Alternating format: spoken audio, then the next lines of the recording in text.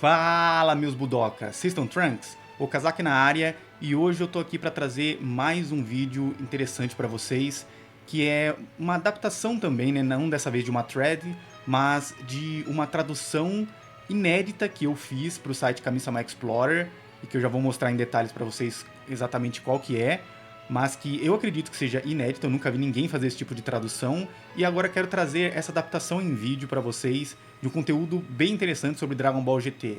Então, bora lá. Para começar, né? E se vocês curtirem, né, já deixa o curtir, comentem depois, não esquecem de fazer isso depois, né, no fim do vídeo.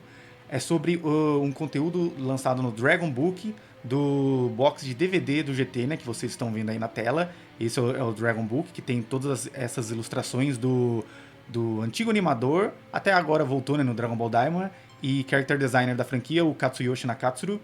E aqui a gente consegue ver todo o crescimento do Goku até o End of Z, chegando no GT e por fim no Super Saiyajin 4. E no caso, essa é a capa, né, do Dragon Box, né, que é esse box de DVDs do GT, que foi lançado em 2005. E aí tem esse conteúdo extra, né, que é tipo uma entrevista especial com o Nakatsuru, que se tornou bastante rara na franquia. Então deixa eu já mostrar para vocês a minha tradução no site Kami-sama Explorer, né, ó, livro do dragão, né, o Dragon Book, do box de DVD de Dragon Ball GT, lançado em 15 de junho de 2005. E aí, por muito tempo, isso nunca foi traduzido, até que eu consegui encontrar scans em boa qualidade e consegui traduzir direto do japonês para vocês nesse artigo que vocês encontram no site Kami-sama Explorer, né? Que, novamente, reiterando, eu acredito que eu fui a primeira pessoa a fazer uma tradução para outra língua, né? O negócio foi lançado só em japonês lá em 2005, nunca foi traduzido nem para inglês, e aí eu traduzi então para português, né, brasileiro, mas como eu sei que é bastante coisa para ler e tudo mais, nem todo mundo tem saco para entrar lá e ler um artigo completo, eu tô trazendo agora essa adaptação em vídeo. Então bora lá, né? Ele é chamado de Design Base GT, né? E agora eu vou começar a leitura com vocês e acrescentar algumas coisas também, né? É um guia visual do Katsuyoshi Nakatsuru. O designer de personagens Katsuyoshi Nakatsuru compartilha suas memórias de cada personagem usando rascunhos e materiais de escrita. E vale lembrar, né, que ele começou a trabalhar nisso em 96, então em 2005 já fazia quase 10 anos da estreia do GT. Então foi uma forma também do Nakatsuru relembrar, né, e contar a sua experiência na época. E aí aqui a gente começa com o Goku, né? Primeiramente, vale mostrar essa imagem do Goku, né? Que aqui você tem a imagem original com todos os escritos em japonês, né? Com esses design sheets do Goku. Tem ele Super Saiyajin, Super Saiyajin 3, aí o Ozaru dourado, né? O Goku grande aqui base, o Goku Super Saiyajin 4, né? Essas ilustrações também do Super Saiyajin 4 são bastante raras, difícil de ver. E no site eu fiz a tradução, né? Então o primeiro comentário do Nakatsuru sobre o Goku é: o design da versão infantil de Goku é, na verdade, baseado em Goten quando criança. Porém, como Goku é um adulto por dentro, tomei cuidado para não deixar a sua expressão muito infantil. Como, por exemplo, mantendo as rugas e suas bochechas definidas, né? Que a gente também chama daquelas covinhas, né? Para o Super Saiyajin 4, lembro-me de ouvir que Goku se tornaria um macaco gigante, então o projetei com o conceito de selvageria em mente. Aí fala, a proposta de design do Nakatsuru pro Goku Super Saiyan 4, nesse ponto ele ainda não havia desenhado os pelos do abdômen. E aqui a gente volta, né, que mostra aqui a proposta, que, por exemplo, você consegue ver aqui que ele tinha os pelos do abdômen, que não tá, né, nessa versão inicial, né, que ele ia até aqui embaixo, né, mostrava todo o abdômen aqui embaixo. Aí depois ele alterou para, como pode ser visto nessa imagenzinha menor, para ele ter os pelos, né, e aí ele fecha aqui. Então é interessante reparar nesse detalhe. E aí do 1 ao 6, né, tem toda a explicação, né? O design do Super Saiyajin, Super Saiyajin 3, que é um memorando dizendo que foi baseado na expressão do Super Gotenks, né, do Dragon Ball Z. Ou seja, para criar esse design do Gokuzinho Super Saiyajin 3, do GT, eles se basearam no Gotenks, que é o mais próximo que tinha na época, né? E aí então a gente vai pra Pan, né? Aqui vale mostrar de novo a imagem, né? A imagem é da Pan, todos esses design sheets, né, dos personagens, aí tem o Trunks e tudo mais, mas vamos focar agora primeiro na Pan. Pra Pan, a gente tem o comentário seguinte: desenhei com base nas configurações feitas por Toriyama Sensei, então foi fácil em termos de design. Porém, foi difícil desenhá-la porque o equilíbrio entre o seu corpo e rosto é tão perfeito que, se eu cometesse um erro, ela ficaria muito infantil ou sua camisa ficaria muito curta, fazendo-a parecer estranhamente sexy, né? E aí fala que tem um memorando feito pelo Nakatsuru para a equipe no local sobre o desenho de Goku e Pan. Isso mostra o seu compromisso com os personagens. Que é outra coisa que vale falar. Muita gente reclama desse design da Pan, porque ela é uma garota de apenas seus 9, 10 anos ali. Só que ela, às vezes, era desenhada de maneira um pouco mais sexy, ali, tendo um apelo sexual um tanto errado, né, do GT. Só que vale lembrar que o design dela não foi feito pelo Nakatsuru ou por alguém do GT, foi feito pelo próprio Akira Toriyama, né? Então ele fez esse design, e aí o Nakatsuru, ele teve a decência de fazer algumas anotações ali, uns memorandos pra equipe, falar, ó, toma cuidado com o design dela, para não parecer muito sexy, né? Ela tem que parecer mais infantil, né? Então ele teve esse cuidado, que é bem legal de se ver. E aqui tem, né, a questão da altura dela, que ela poderia ser maior ou menor, né? Ela não poderia ficar muito menor que o Goku, que é até uma piada na obra. Tomar cuidado com a camisa dela. Tem também a base de como que é o cabelo dela sem a bandana, né? Que é difícil de ver, que ela tem um cabelo com bastante franja caída sobre o rosto e tudo mais. E agora vamos pro Trunks, né? O comentário do Nakatsuru é o seguinte: lembro que foi difícil desenhar ternos porque eu só usava roupas normais. Não conseguia expressar a nitidez dos ternos que Toriyama Sensei desenhava bem, sendo inesperadamente complicado. Eu quase nunca usava terno, então não conseguia entender como as dobras deviam ser desenhadas, né? E aí ele ri sobre isso. Nakatsuru-san teve dificuldade com o seu terno, parece que ele teve a mesma dificuldade com a roupa do Gohan, né? No caso, ele dá a entender aquela roupa aquele terninho de escola do Gohan. E aqui a gente vê, né, o design do Trunks, que ele tem tipo um blazer, um terninho ali. E também tem esse terno mais formal, nessa roupa mais formal de quando ele trabalha na Corporação Cápsula. E pro Nakatsuru, apesar de ele ser um veterano já na animação de Dragon Ball, ele ainda assim ele tinha dificuldade, porque não era algo que ele não era algo que ele usava, né, no dia a dia, ele não tinha essa base real. E também não deveria desenhar muito na animação, né? Então é legal de saber sobre esses detalhes. Agora a gente vai pro Gil, né? E o Nakatsuru comenta: eu simplesmente refiz a ideia original de Toriyama Sensei, incluindo as mudanças de forma. A razão pela qual eu retirei os mecanismos internos foi para o caso de o abdômen se abrir e o interior poder ser visto pela abertura. Além disso, o tempo do diálogo era indicado pelas luzes piscando nos olhos, então fiz uma anotação com essa ideia também. Aqui você tem todo o mecanismo interno do Gil, como que funcionava, né? É curioso de ver isso, porque a gente não viu muito isso no Dragon Ball GT. Mas para ter uma boa base sólida do personagem, ele pensou em todo esse mecanismo interno, levando em conta a base, né, que ele tinha recebido do Toriyama. Aqui também a gente tem, né, um pouco sobre o personagem, ele de vários ângulos, né, as pernas dele, como ele retrai as pernas e tudo mais, os olhos e tudo mais. Então é legal de ver que até um personagem simples e que muita gente não gosta que é o Gil, que vale ser reforçado, que foi criado pelo Toriyama, ele ganhou ainda mais vida, né, com todo esse detalhismo do Nakatsuru. E aí, por fim, a gente tem a nave espacial, né? E o Nakatsuru comenta: tenho a lembrança amarga de desenhar tantos esboços como mostrado abaixo, porque era no espaço onde o Goku e seus amigos morariam, que eu acabei atrasando o rascunho final, né? E aí, aqui a gente pode mostrar a nave, né? Que ele tem todo o esboço da nave, e dá pra ver que foi bem refeito e ficou bem rascunhado aqui. Tinha a parte interna e tudo mais. Ou seja, é outra questão, né, que vale reforçar, que o Toriyama ele era um gênio em questão de mechas, né? Todos esses designs mecânicos, diversos autores, por mais experientes que eles fossem, diversos desenhistas falavam que era extremamente difícil reproduzir como o Toriyama desenhava essas máquinas. Então, novamente, até o Nakatsuru, que quase se tornou o sucessor do Toriyama, né, muitos anos antes do Toyotaro aparecer, ele tinha também certa dificuldade para desenhar algumas coisas mecânicas, né? Ninguém era tão genial quanto o Toriyama. E aqui a gente consegue ver um pouco disso. E também fala: a planta baixa da cabine da nave espacial, os assentos de Goku e companhia também estão escritos nela. A área de armazenamento do radar do dragão mais tarde se tornou o assento de Gil, né? E aqui a gente consegue ver o assento dos três, a área de armazenamento do radar do dragão, porque vale lembrar que o Gil ele comeu o radar do dragão, né? E tudo mais.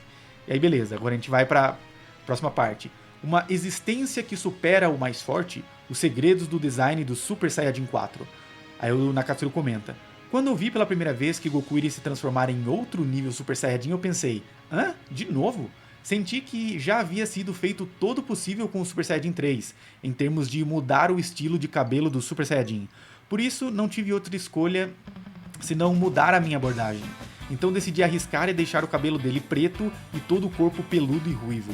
Quando desenhei, parecia surpreendentemente forte e disse: não consigo pensar em mais nada. então deixei assim. Como ele é o personagem principal, eu estava preparado para ser rejeitado, mas foi melhor do que eu esperava, né? Então, esse é o comentário, né, do Nakatsuru sobre a concepção do Super Saiyajin 4, né? E é bem interessante de ver que ele mesmo também sentia que seria difícil ir além do Super Saiyajin 3, né? Que já tinha um design mais detalhado, né? A mudança na sobrancelha, que dá aquela expressividade mais forte pro personagem, o cabelão e tudo mais. E aí ele, após pensar bastante, ele decidiu ir por outra abordagem que muita gente gosta, muita gente tem um grande carinho pelo Super Saiyan 4 até hoje, eu incluso, mas muita gente não curte, né? Essa pegada que mudou demais o design do personagem. E aqui por fim, então, a gente vai a gente chega na parte do Vegeta, né? Vale mostrar primeiro os designs, né? Tem o do Vegeta, tem o Don Kia, tem a Tropa Ginyu, não, né? A Tropa Mega Cannon, tem o Dr. Mil, tem o Godito e tudo mais. Agora bora ler com calma cada parte. Começando com o Vegeta, o Nakatsuru comenta: quando vi o Vegeta com seu cabelo bem cortado no desenho de Toriyama Sensei, né? Aquele cabelinho cortadinho, que é o primeiro design do Vegeta, eu fiquei chocado e pensei, ele já se aposentou das lutas? Além disso, estava tendo problemas para desenhar o bigode corretamente. Na segunda metade da história, ele teve que lutar, então eu fiz muitas mudanças para que parecesse mais um guerreiro. E aí vale dizer, vale apontar de novo. Esse design preliminar que todo mundo odeia, eu também acho muito feio do Vegeta, apesar de demonstrar como ele se tornou mais humano, mais terráqueo com o tempo, foi feito pelo Toriyama. E aí o próprio Nakatsuru tomou um susto sobre isso e teve que desenhar, né? Mas acabou sendo usado, se eu não me engano, foi usado em um só episódio. Depois, muito tempo depois, o Vegeta volta e ele nem tá mais com esse design. E aí depois, pensando na parte mais guerreira do personagem, ele criou esse outro design, né? Que a gente vê esse Vegeta com esse coletinho, com essas roupas mais de couro, né? Com essa luva e até o cabelo foi um pouco alterado. Ele ainda ficou menor do que o cabelo clássico do Vegeta, mas ficou com um corte de cabelo ali mais maneiro, né? Mais arrepiadinho, ficou mais da hora. Então a gente chega no Godita, né? Ele fala: não foi difícil desenhá-lo, porque era basicamente uma combinação do Goku e do Vegeta Super Saiyajin. As roupas dos personagens na fusão já estavam definidas. Quanto à cor do cabelo, vermelho é o símbolo do Super Saiyajin 4, então eu pensei que seria uma boa cor. Portanto, decidi facilmente pelo vermelho. Então ele basicamente uniu, né, só os designs do Goku e do Vegeta Super Saiyajin 4, né, e conseguiu chegar nessa parte. Mas o que ele fala é isso, né? Ó, ele decidiu pelo vermelho no caso por ser o símbolo do Super Saiyajin 4. E vale lembrar que o Godita ele foi o primeiro Super Saiyajin colorido, né, digamos assim. Tirando, se você for tirar o Broly lá do primeiro filme dele, né, o filme 8 do Dragon Ball Z, que ele tinha aquele Super Saiyajin mais esverdeado, mas depois nos filmes seguintes ele tinha um Super Saiyajin mais amarelado mesmo. Mas pro Godita, para trazer essa diferença, né, para não ficar tão parecido com o Goku Super Saiyajin 4, porque o estilo do cabelo lembra mais o do Goku, ele optou pela cor vermelha, né, e a pelugem também ficou naquele tom mais vinho. Né, então ele deu um jeito ali de unir o design dos dois personagens, e é isso. E agora pro Don Kia, né, que é esse personagem que muita gente às vezes nem lembra, tem uma curiosidade bem interessante aqui que ele fala. No roteiro ele tinha um tom gay, então tentei desenhá-lo com essa imagem em mente, como colocá-lo com uma roupa estranha. Numa reunião, conversamos sobre adicionar algum tipo de marca em seu design, então decidimos fazer aquela marca do planeta em Mega e colocá-la, né? O primeiro rascunho de Don Kia, você consegue ver as sutis diferenças na roupa em relação ao rascunho final à direita.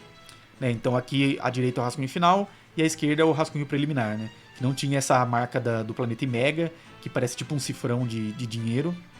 Que vai lembrar, né, que ele era um ditador lá, que só se importava com dinheiro, cobrava altos impostos da galera. E outra coisa que vale citar, né, que o personagem sempre teve esse design um tanto afeminado, um tanto andrógeno ali. E realmente, na ideia original, ele teria um tom meio gay na fala, mas parece que isso se perdeu um pouco na dublagem depois. Talvez eles acharam que ia ficar meio estereotipado, um tanto desrespeitoso, não sei. E isso acabou se perdendo um tanto na caracterização da postura, da personalidade do personagem. Apesar de o design ainda ser um tanto quanto afeminado, né? E aí então a gente vai para alienígenas. Comentário do Nakatsuru. Quando eu vi que seria uma viagem ao espaço, eu esperava que fosse como Star Wars, com pessoas de aparência diferente em planetas diferentes. Desenhei apenas rostos alienígenas enquanto pensava neles. Abaixo está um desenho da coleção do Nakatsuru-san, né? E aqui a gente tem, que é uma coisa bem interessante, esses vários designs de vários alienígenas, né, que muitos deles acabaram nem aparecendo lá nos episódios do Planeta e Mega. E é curioso pensar como o Nakatsuru ele era esforçado, né? Ele fez todos esses vários e vários designs alienígenas diferentes, cada um com com sua própria personalidade e estilo visual diferente, e muitos deles acabaram nem sendo usados, né? Porque é infame que o GT, os próprios produtores começaram a sentir que essa enrolação toda lá com a viagem pelo espaço não estava muito divertida, e eles acabaram acelerando a produção. Então muita coisa acabou sendo cortada, mas o Nakatsuru ele teve lá que se esforçar pra caramba, né? Demonstra todo o carinho dele pela produção, que pela primeira vez ele tinha se tornado, né, o character designer principal lá e tudo mais. Ele até foi, né, a partir da saga Buu, mas ele teve um tanto de ajuda lá do Tadayoshi Yamamuro, e o Yamamuro também cuidava dos filmes, né? Enquanto no GT parece que ele realmente depositou muito mais carinho na obra. Apesar de não ter saído tão bem, né, a recepção. Então pro Dr. Mil, né?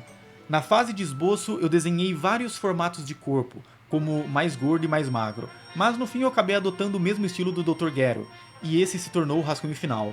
Olhando pra trás agora, não foi muito artístico, né?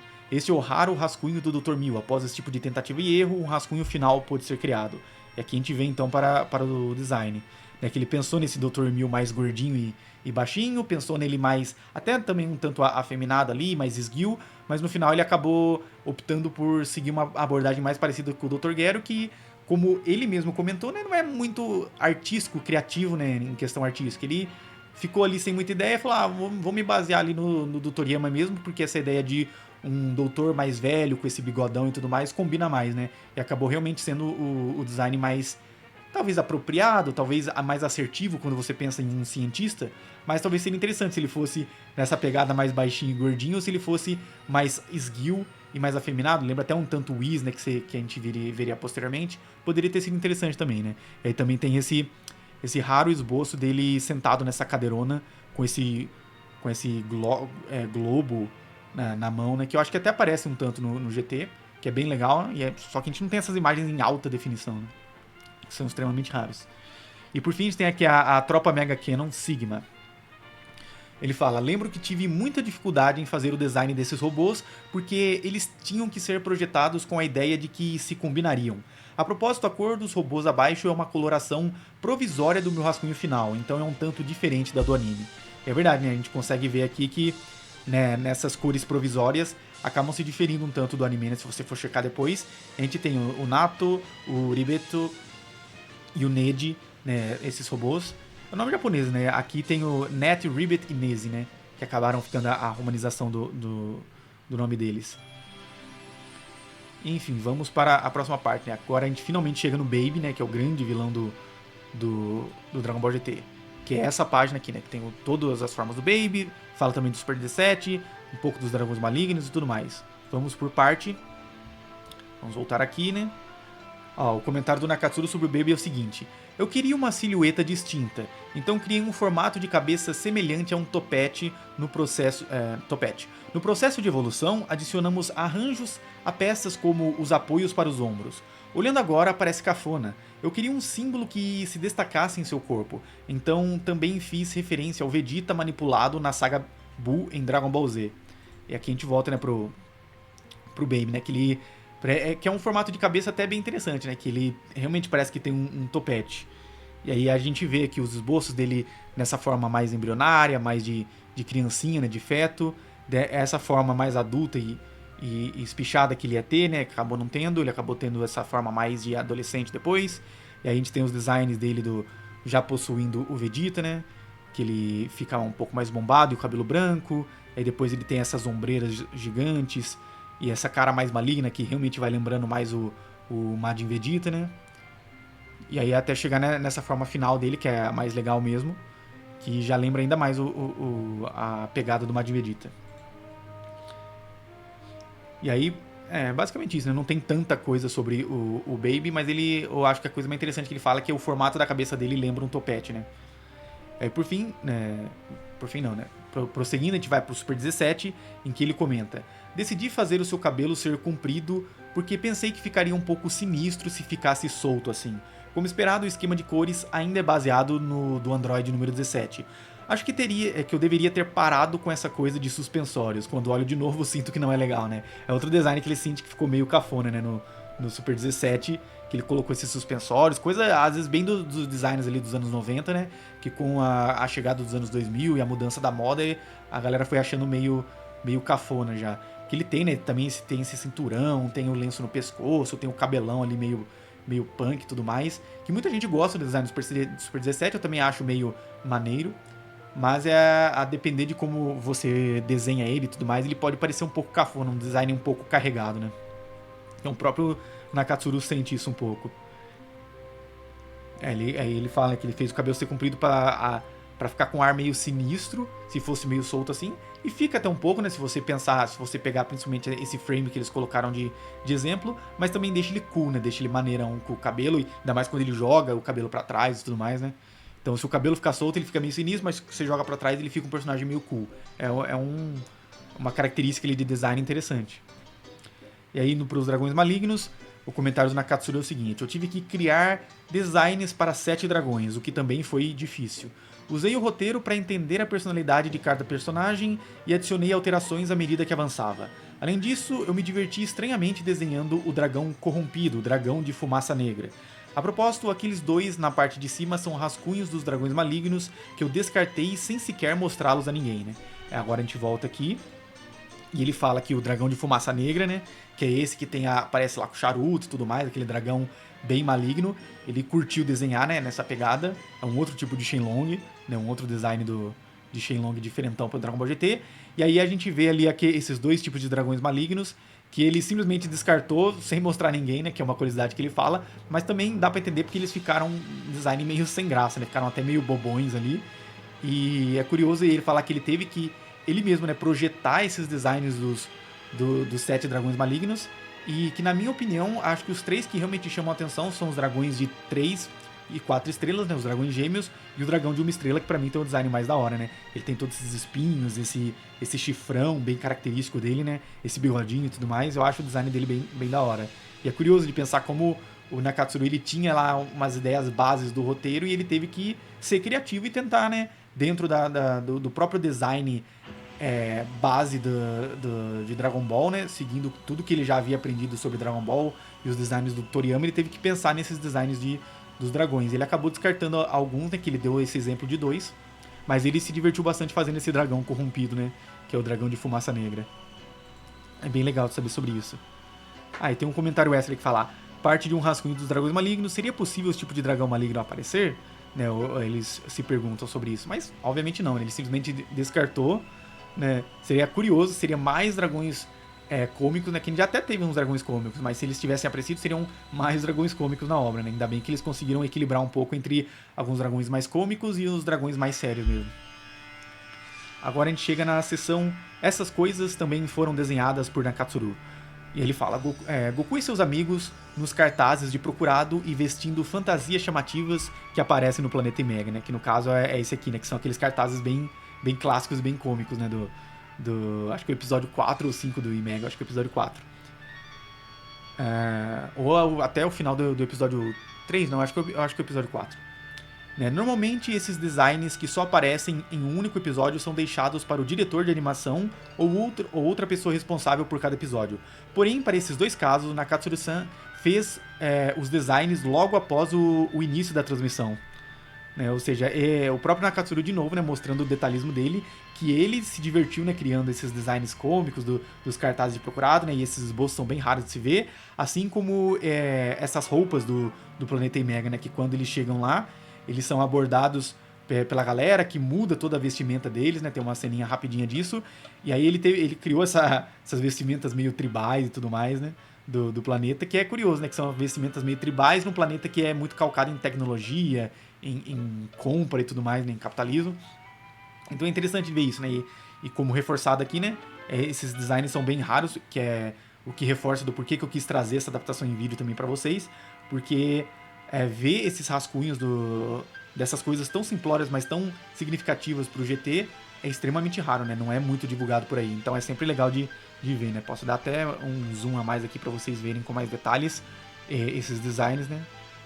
Esses desenhos que o Nakatsuru fez, que se tornaram extremamente raros. Eu acho que ninguém tem em mãos, né? Não sei se foi arquivado pela Toei Animation, se foram rascunhos que acabaram se perdendo com o tempo, mas eu nunca vi ninguém encontrando esses originais.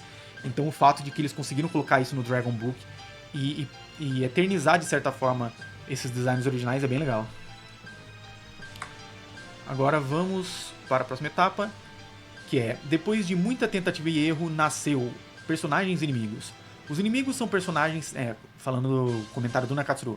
Os inimigos são personagens originais do anime, então eu usei o roteiro como pista. Mas foi difícil quando não consegui inventar uma história. Você pode ver claramente o processo de tentativa e erro. Para inimigos organizados, como o exército do Baby, eu criei uma característica comum, como uma linha cruzada para os olhos, para que as características do grupo pudessem ser compreendidas rapidamente. Além disso, muitos personagens evoluem, incluindo Goku e seus amigos. Então eu sempre me perguntava o quanto eles aumentariam cada vez que os criava. Também é importante manter um bom equilíbrio em termos de aparência. Evoluir é legal, mas no que diz respeito a desenhar, sinceramente senti que já estava farto. Ou seja, o Nakatsuru falando sobre as dificuldades, né, de criar designs, e aí volta de novo ele falando sobre as linhas do rosto do Baby e tudo mais, né, para tentar criar um padrão. Só que esses processos criativos, né, de ter que pensar sempre em cada detalhezinho, é bem complicado. E o próprio Nakatsuru sentiu que chegou um ponto ali que ficou bem difícil de prosseguir, né. Quadro de imagem. Quadros de imagem são quadros de imagem são desenhados para transmitir a visão de mundo e a atmosfera da obra. Os desenhos de Nakatsuru, baseados no design original de personagem de Toriyama Sensei, já estão disponíveis ao público, né? E aí a gente chega nessa próxima parte, que esses são os quadros de imagem, né? Os Imedo Bodo, né? Image Board, que são esses outros desenhos também bastante raros que o Nakatsuru fez para a produção do GT e que quase ninguém conhece sobre, né? Que eles usaram de base ali para ter uma ideia geral do mundo, mas acabaram se tornando extremamente raros. E alguns deles realmente lembram os poucos designs de cenários que o próprio Toriyama criou. Agora vamos ler aqui, né, que eu cheguei a traduzir. Na primeira a gente tem Goku e Pilaf se reencontram inesperadamente no templo de Kami-sama, que é esse primeiro desenho aqui, né? A gente vê eles se reencontrando, vê o Shenlong vermelho de fundo, eles com medo do Goku, né? O Goku meio sem entender. Aí no 2, com o poder das esferas do dragão definitivas, né, que são o nome que eles deram para as esferas de estrelas negras, Goku se transforma em uma criança. Né, aí tem aqui a imagem 2, né, o Gokuzão ali bem bombado do Nakatsuru se transformando em criança. 3. O Sr. Kaiô nos contou um segredo terrível sobre as esferas do dragão definitivas. A Terra desaparecerá em 1 ano. Né, que é essa parte aqui que até é usada também no anime, né? Só que aqui dá uma pegada diferente, né? Você tem a Tite ali chorando, você tem o Gohan e a Pan assustados, e o Goku meio com essa cara de sem entender direito o que tá acontecendo. E a gente vê essas esferas, que é interessante, né? Que no desenho do Nakatsuru ele fez com que as próprias esferas fossem completamente negras e com os desenhos das estrelas brancas, né? Seria interessante se fosse esse o design. Só que eles acabaram optando para as esferas serem laranjas mesmo e só as estrelas serem negras. Ou seja, reforçando de novo, são essas imagens que antes deles começarem a animar, o Nakatsuru criou ali pra dar essa ideia. Ó, a gente vai... Uma cena chave principal ali é o Goku se encontrando com o Pilaf, depois o Goku virando criança, e aí essa cena dele se surpreendendo com a revelação de que as esferas, né, elas precisam ser reunidas em 1 ano, senão a Terra vai desaparecer. E aí a gente vai pra imagem 2... Não, a imagem 2 ainda é nisso, né? Só que na parte de baixo. Deixa eu tirar um pouco desse zoom aqui, né, que vai pra... Essa foi a imagem 3, agora a imagem 4, né, que é a Pan lutando contra os bandidos. Aí fala aqui, ó. Goku se depara com um assalto a banco em plena luz do dia. Tem uma garota incrivelmente forte por lá. E a gente vê nessa cena do Goku, ele...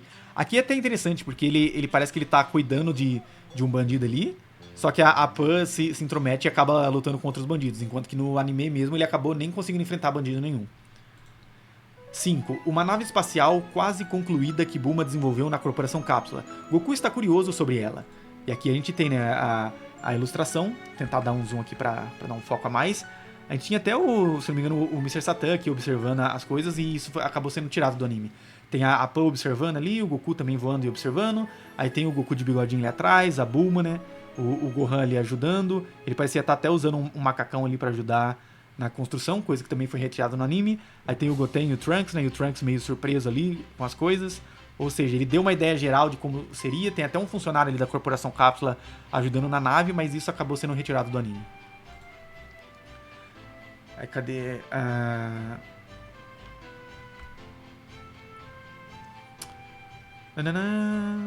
Goku está curioso. Uma viagem espacial para reunir as esferas do dragão definitivas. Trunks está tendo problemas com Pan.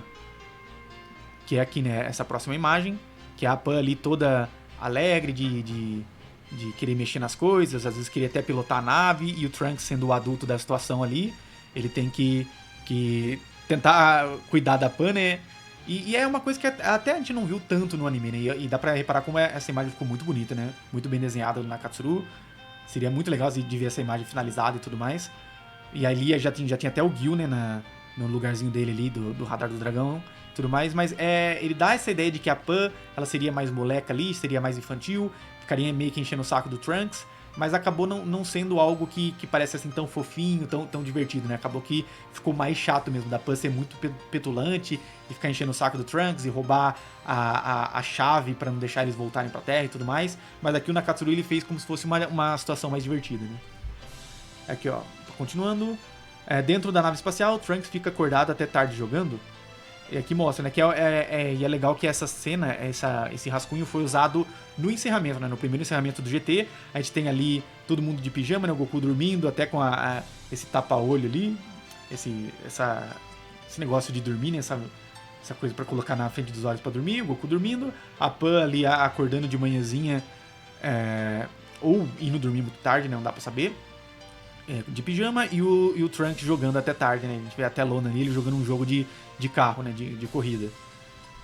E ali tem algumas coisas que eu não cheguei a traduzir. Por exemplo, eu cheguei a traduzir algumas falas, né, as legendas na borda, que é a Gang Pilar falando, você é o Son Goku. Aí o Goku fica cada vez menor falando, e a Pan, o quê? Essa voz? Né, ela reconhecendo a voz do Goku, né, o terrível segredo das esferas e de estrelas negras é revelado pelo Sr. Kaiô. Né, que é da imagem acima, né. Tem algumas legendazinhas, o que eu consegui entender de japonês eu traduzi, e outras coisas eu acabei não conseguindo traduzir porque tá ilegível, né, pela qualidade das scans que eu encontrei. Enfim, chegando à próxima etapa, a gente tem aqui... aqui é toda a legenda do próximo, né, das próximas coisas.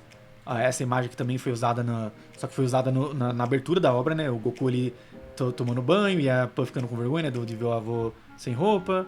Aí tem aqui o planeta desértico e tudo mais, mas vamos passar com calma aqui. A próxima etapa é... A nave espacial cai devido a um problema inesperado, mas Goku parece estar se divertindo do seu próprio jeito, né? Que tá aqui o Goku com esse binóculos observando o local, e a nave caiu de ponta cabeça, e a Pan ali parece meio envergonhada, né? Porque foi culpa dela. Só que é algo que também não foi exatamente usado dessa forma no anime, né? A gente sabe lá depois que a nave acabou caindo, mas não ficou de ponta cabeça, e o Goku nunca usou um binóculos para observar a situação. Mas o Nakatsuru ele tentou trazer um pouco dessa riqueza visual para dar uma imagem base para como eles fariam na animação. Algumas coisas acabaram sendo cortadas, né? E na legenda da borda dá pra ver, ó. Devido a um problema mecânico repentino, os três pousaram em um planeta chamado Imega. Incapazes de transformá-la em uma cápsula, eles não tiveram escolha a não ser deixá-la pra trás, né? E aí é uma coisa que fala, né? Que é uma coisa que muita gente também se perguntava, por que eles não transformaram a nave em uma cápsula pra simplesmente impedir ela de ser roubada? Mas acabou que não foi possível, né? Que essa nave, por algum motivo, talvez algum problema tecnológico, a Bulma não conseguiu criar a capacidade dela se transformar em cápsula, como era o caso da máquina do tempo do Trunks, né? Mas acaba sendo aquela conveniência pra simplesmente ter um problema narrativo, né? Agora, na imagem 9, temos aqui o depósito...